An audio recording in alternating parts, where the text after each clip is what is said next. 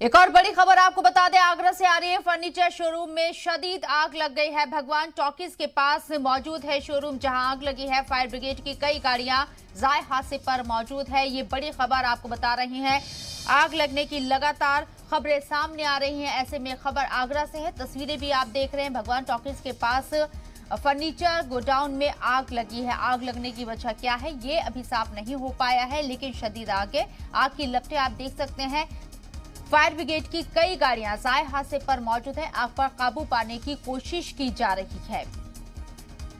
आगरा के भगवान टॉकीज के पास एक फर्नीचर गोदाम है, जिसमें ये शदीद आग लगी है। फर्नीचर गोदाम में जाहिर सी बात है कि लकड़ी का सामान वहां पर होगा, जिसकी वजह से आग और ज्यादा शदीद हो गई। लेकिन ये देखना होगा कि आग लगने की वजूहात क्या है, किस वजह से आग लगी है। हालांकि फिलहाल आग पर काबू पाने की कोशिश की जा रही है, क्योंकि जाए हादसे पर फायर ब्रिगेड की कई गाड़ियां मौजूद हैं।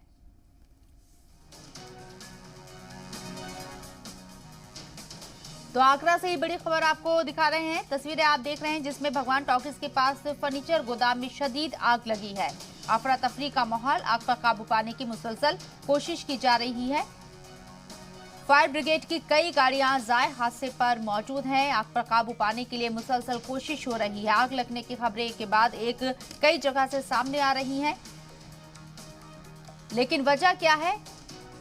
ये जो आग लगी है आगरा के भगवान टॉकीज के पास फर्नीचर गोदाम में, यह भी साफ नहीं हो पाया है।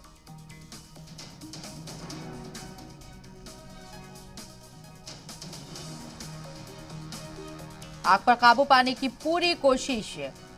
फायर ब्रिगेड की कई गाड़ियां जाए हादसे पर मौजूद, लोगों के जरिए भी आग पर काबू पाने के लिए कोशिश की जा रही है।